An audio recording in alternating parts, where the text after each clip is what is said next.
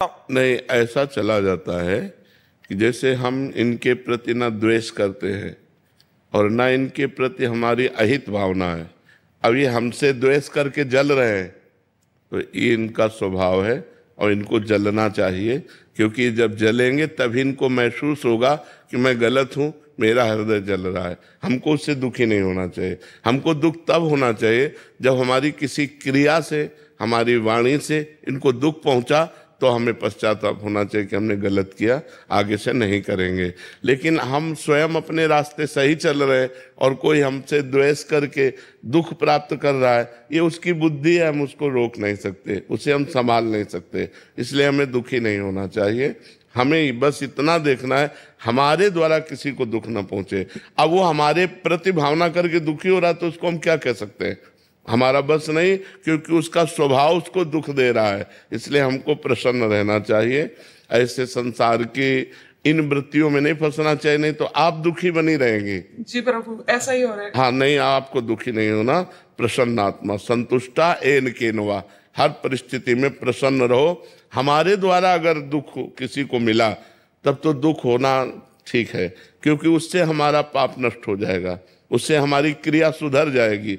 लेकिन कोई अपने आप हमारे प्रति भाव करके दुखी हो रहा है, उसमें हमारा कोई दोष नहीं हो। हमें प्रसन्न रहना चाहिए।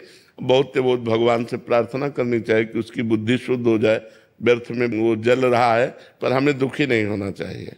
प्रभु, अगर हमें पता ही नहीं है कि हमारा कोई दोष है या नहीं है, हम सब कुछ ठीक कर रहे हैं और हम कोशिश कर रहे हैं कि हमसे कोई दोष ना बने, फिर भी कोई हमें बार बार प्रतिकूलता दे रहा है, हमको नहीं, तो सहना चाहिए, हमें सहना चाहिए।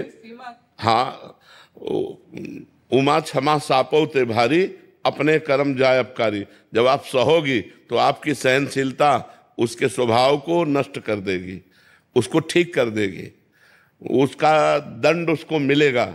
उमा क्षमा श्राप होते भारी, जो शाप होता है उससे भी अधिक बलवान क्षमा होती। आपने क्षमा कर दिया, प्रतिकूलता वो ज्यादा नहीं बढ़ पाएगा, वो नष्ट हो जाएगा, क्योंकि वो प्रतिकूलता जो दे रहा है वो हम क्षमा के द्वारा सह रहे हैं, तो ये हमारी सहनशीलता हमको बचा लेगी और उसको नष्ट कर देगी। ऐसा नहीं कि हम 4 गाली रोज कोई देता, हम चुपचाप सह रहे हैं तो 8 देने लगेगा, नहीं, वो देने लायक नहीं रहेगा।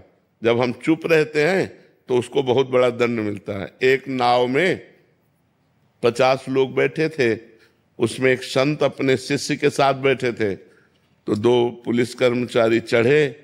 उस समय, पुराने समय में संगीन लेके चलते थे, जिनमें चाकू पर लगी हो ऐसी राइफल लेके चलते थे। तो नजदीक गए और संत के शिष्य से कहा, और शकील तो वहां जगह नहीं थी, तो एक बूट मारा। वो नंगे पैर बैठे थे तो बूट से उनके पैर में मारा और कहा साइड हो। वो कोशिश की लेकिन जगह नहीं थी। फिर एक थप्पड़ मारा, वो कुछ नहीं बोले, क्योंकि साधु थे, शांत चुपचाप सह गए। अब नाव किनारे पहुंची तो पानी हाथ 2 हाथ जहां नाव नहीं जा सकती, तो उन्होंने राइफल को ऐसे किया और ऐसे करके छलांग मारना चाहा।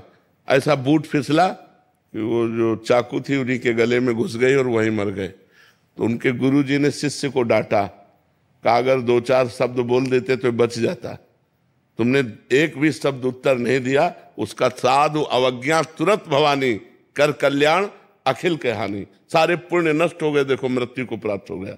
उमा क्षमा सापौते भारी, यदि आपको कोई सता रहा है और आप चुप हैं, ये चुप उसके लिए बम का काम करेगा।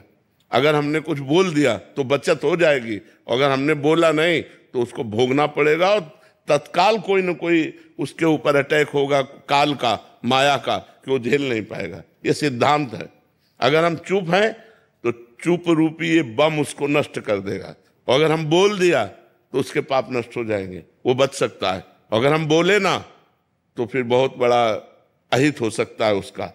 तो हम ये न सोचे कि जो हमारे साथ प्रतिकूलता, गाली दे रहा है या हमें परेशानी कर रहा है, यदि मैं इसका उत्तर नहीं दिया तो कल ये बढ़ करके करेगा, नहीं, कल करने लायक नहीं रहेगा, क्योंकि परमात्मा है ना, वो देख रहा है। अब हमारा कर्म हमको भोगना है तो बात अलग है, अगर कर्म नहीं भोगना है तो उसको दंड निश्चित मिल जाएगा, पक्का मिल जाएगा। ऐसा नहीं है कि वो ऊपर वाला देख नहीं रहा, मालिक सबको देख रहा है। अगर आप शांत हो, चुप हो और आपको कोई सता रहा है तो एक दिन वो दुर्गति को प्राप्त होगा। आप चुप होकर देख लेना, वो 2-4 दिन उन्नति दिखाई देगी, लेकिन वो ऐसा नष्ट होगा कि बिल्कुल बात समझ लो। इसलिए सहनशील उन्नति को प्राप्त होता है और क्रोध करने वाला अवनति को प्राप्त होता है। आप सहनशील बने।